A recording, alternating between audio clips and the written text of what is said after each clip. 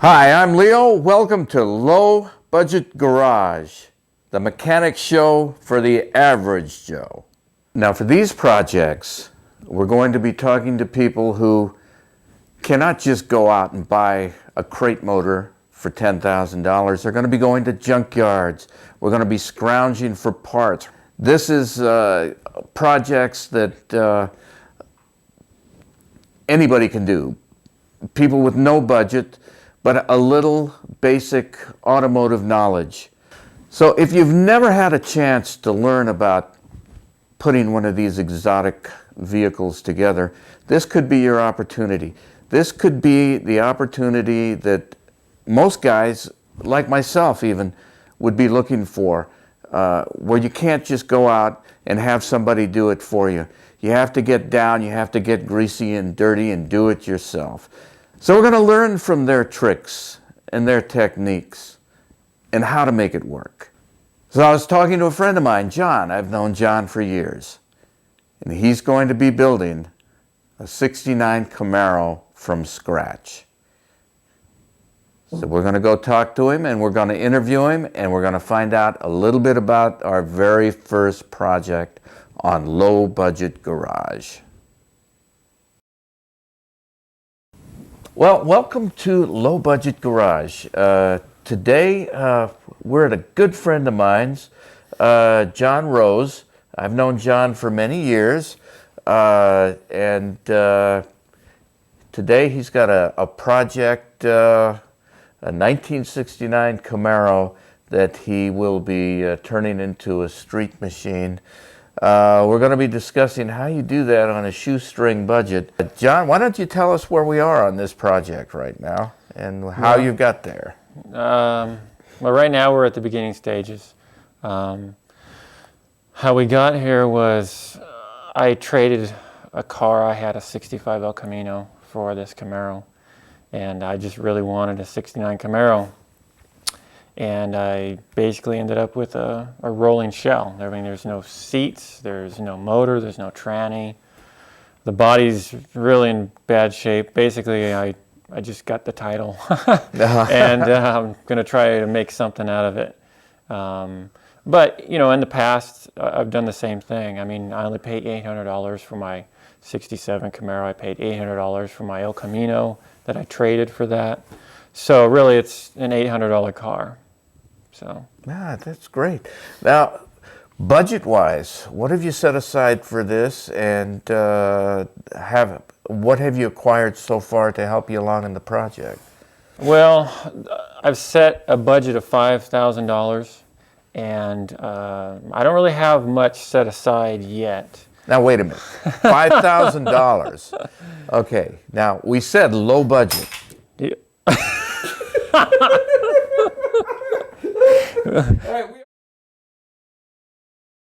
That's low budget. Everything's low budget. Yeah. All right. Well, we just dropped the lavalier mic on that. Now, John, where were we? We were. Oh, the budget's $5,000. Yeah, the budget's $5,000. Now, and my question was, before I was so rudely interrupted by my lavalier microphone hitting the ground, was how are you going to get what I see and what you're going to see out there put into any kind of shape for $5,000? I don't know. It's going to be a challenge. It takes a lot of work on my part. You know, you save a lot of money when you can do the work yourself. So, you know, ever since I was a teenager, my first car, I was working on it with my dad. I learned a lot from him, and I spent most of my time just fixing cars so that they would run correctly. And then I would study on my own how to paint them, how to fix the suspension. You know, he helped me do all the motors. And over the years, the experience has helped me so I can sit down and say, I'm going to spend about $5,000 fixing that car. Mm-hmm. You know, I don't... Yeah. You know, it's probably not set in stone. There'll be a fluctuation here and there, and you figure about allow yourself maybe 10% over. Yeah, well, I'm not that scientific about it. Yeah, it's, you know, I may have to sell something to finish it, you know, but I'm usually selling old parts or other cars or something to get new parts. That's what it's about. It's trading or swapping, or I'm at the junkyard finding parts I can fix up and use. Yeah, right. So, timeline-wise, what do you think?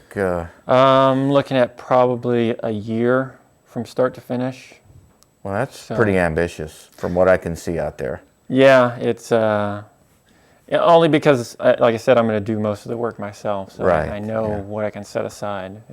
It's a weekend project. It's not something I do for a living, so I can only do this on the weekends. But that's what I'm shooting for. Whether or not I get there, I don't know.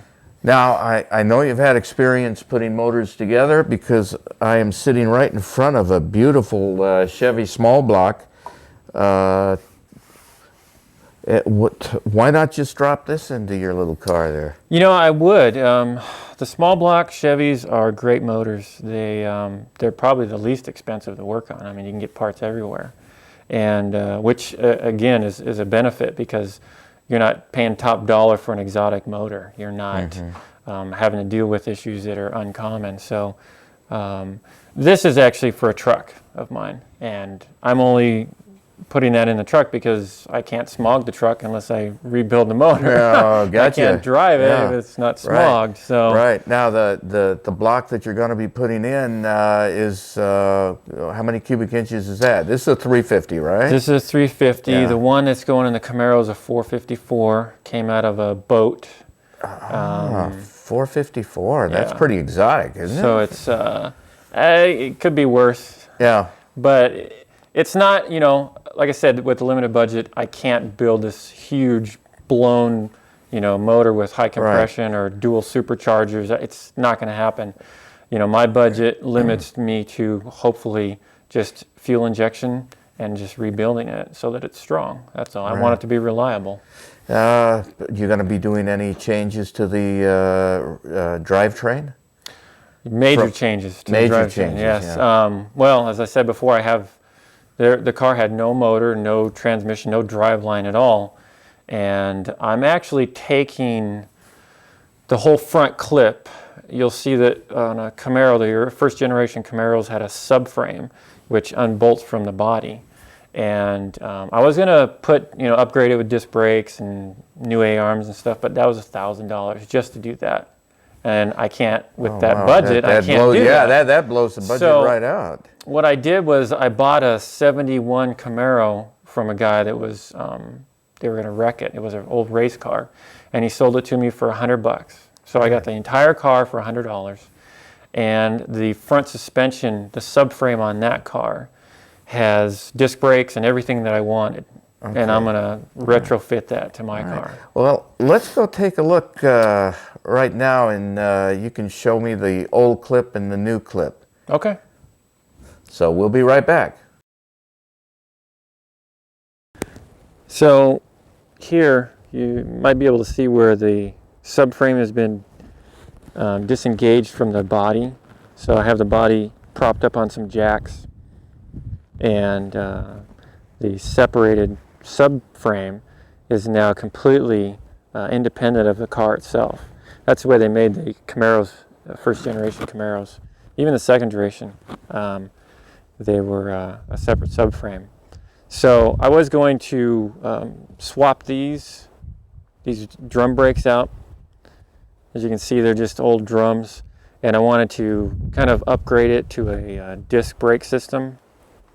I need a little bit more stopping power with that big block in there, and it would have cost me $1,000. So I opted not to go for that, and I'm going to work on a different subframe that already has the disc brakes on it. And that one comes from a 1971 Camaro. So here's the front subframe from the 71, and as you can see, there's large disc brakes, pretty heavy duty calipers on it. The steering box is in the front, and the stabilizer bar, anti-sway bar, is much thicker than the 69. The engine sits a little bit lower in this chassis, which will be good, and I'm thinking about probably putting some drop spindles on it to lower the car just a little bit, maybe 2 inches, give it a little better stance. those aren't too much. They're probably a couple $100. But the trick to this is getting the mounts in the right spot. It doesn't match up exactly. Even though it's still a Camaro chassis, the holes aren't perfect. So I'm going to probably have to cut and weld in some new tabs so that I can mount this up to the body. But when we're done, it'll be a much stronger, better handling front end for my Camaro.